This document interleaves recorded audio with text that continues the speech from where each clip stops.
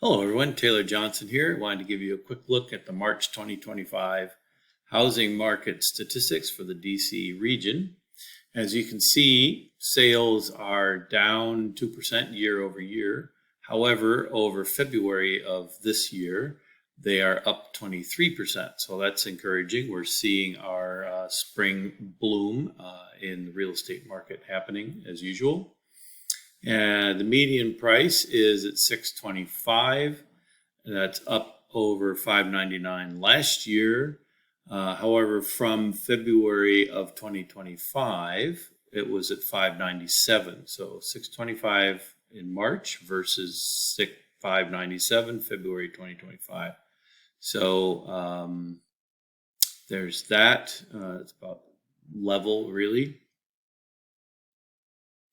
And new pending in this month is 4952. Last month, February 2025, it was 3485. So we are up significantly this year, though we're down year to date, as you can see. So again, I think this is an encouraging sign if you're a seller that right now is a good time because sales are increasing. We're entering our normal spring boost as we hope to anticipate, right? New listings are also up 20% over last year, and they're up since February. And in fact, when we take a moment later to look at housing market trends, the word surged over is used to describe that. We have more listings than sales, however, as you see that. So we have more new listings and new pending sales. So what that means is every month there's a little more inventory. So as you can see here, we have active listings are up over last year, and active listings are up 30% over February. So every month there's a few more homes listed than there are sold. So the number of active listings increases every month. Months of supply is relatively consistent, and showings are down over last year. However, they are up quite a bit from February of this year, where we had about 78,000 showings. Now we have 106,000. So again, potentially that's just a sign of the spring market. As we look here at the housing trends, surge in new listings accompanied by strong buyer activity. A total of new listings came onto the market. Listings are up 19% year over year and surged 44% between February and March.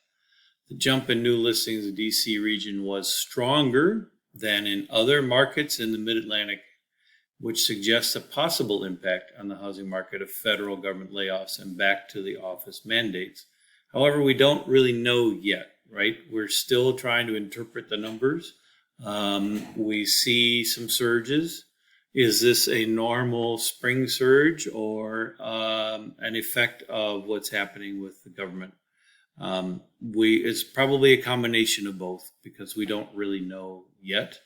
Sellers are still finding eager buyers, with new pending contracts up 3% and an increase over February. Prices are, however, growing more slowly, which is a good thing for buyers. And as we look into the spring market, it is likely that DC will be a little bit softer because of Doge and other stuff that's happening. Buyers who remain in the market will benefit from falling interest rates and more inventory, but there's significant economic headwinds that could upset that, and there's a lot of uncertainty. Uncertainty seems to be the word of the day for the last couple of months. Here's a look at the median sold price. You can see the trend continues up this year as it has for the last several years, and it's above all the other years. If you're wondering whether or not it's a good time to buy, you're waiting for prices to drop, take a look at this graph. They are probably not going to drop. Certainly, if you were somebody who was wishing, thinking about buying in January of 2020 at 425, you're now looking at 575. So if you can get in the market, there is a structural imbalance between supply and demand. There's much fewer homes for sale than the number of buyers, and that is going to continue to push prices up over the long term.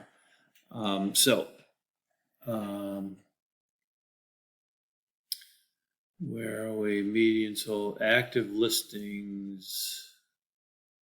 Active listings, you can see here, we're currently over here at active listings. However, if you compare it to the trend since 2019, we're obviously lower than we were even at the lowest point in 2019. We have fewer active listings today than we did then. And compared to 2010, we are way down. We are at like 75% fewer homes for sale now than we had in 2010. So this is part of the reason why I say that prices will continue to push upwards and why getting in the market now is to your benefit because of that structural imbalance between supply and demand. Let's take a look at the local markets. It's closed sales, as you can see. Montgomery County and Prince George's County were down in closed sales. Alexandria and Arlington also down, but very slight. And their number of sales is actually pretty small. So this is relatively insignificant. We can't really judge much from that.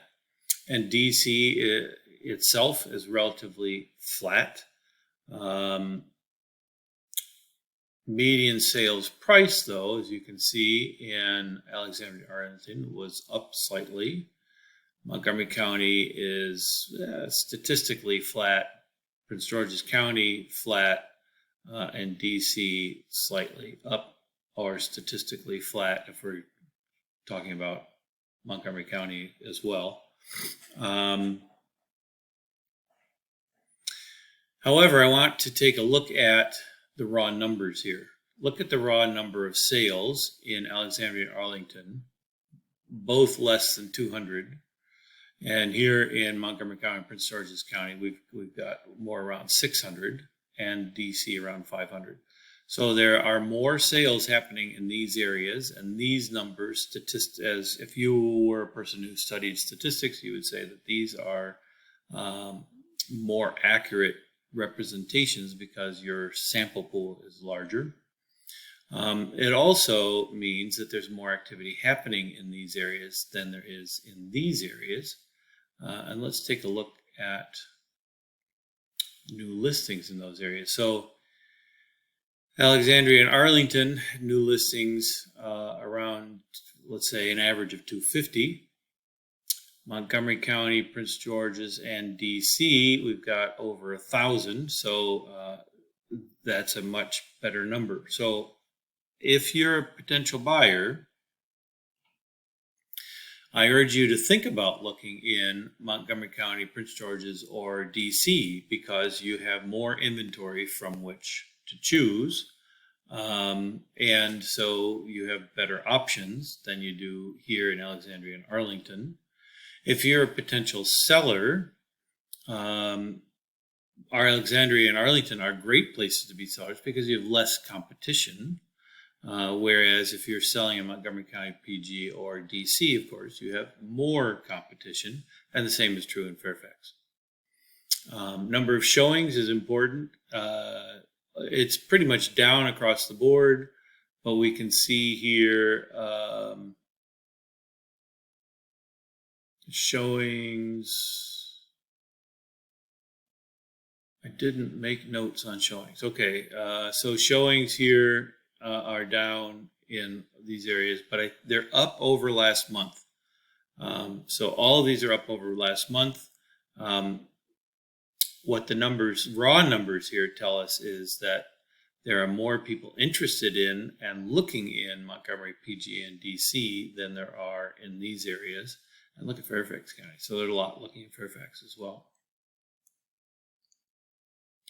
Active listings, again, you've got smaller numbers there than you do here. And remember, again, this is the active listings are going to keep rising because they have more new listings than we do sales every month. And so the number increases a little bit every month. Number of months of supply is registered as or calculated as like an absorption rate. You think about how many people, if we stopped all new listings, how long would it take to sell the listings currently on the market? So these areas have consistently been around between 1 month and 2. They're now a little bit higher than they have been the last couple of months. So that means that homes are taking a little longer to sell. So if you're a potential seller, it's important to understand that. If you're a potential buyer, it also means for you that you've got a little more time to kind of think about things and take a look at things. They're not selling quite as quickly. And look at DC. DC is pretty close to a balanced market with almost 5 months of supply. So DC is potentially the bargain. And let's take a look at that in terms of home prices. So here's a look at detached homes. We've got a sale price of $815, up 5% over last year. New listings are up 22%, and active listings are up 48%. So again, if you're interested in buying a detached home, now is a good time to be looking in the market because there is more inventory for you to choose from. However, the price point is higher, which makes it more challenging. The same is true in row homes. There's more inventory. And in condos, what I wanted to particularly look at is the condo median sale price is $399 currently. It was $393 last month, so it's gone up slightly since last month, and you can see it's gone up again about 19,000 since last year.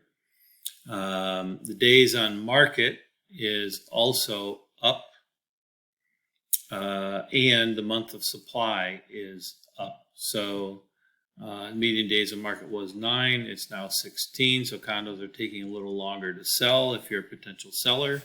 And this month of supply is increased significantly. So let me take a look at this graph here. The median sold price for condos, as you can see, is a little bit crazy. We've got ups and downs and ups and downs.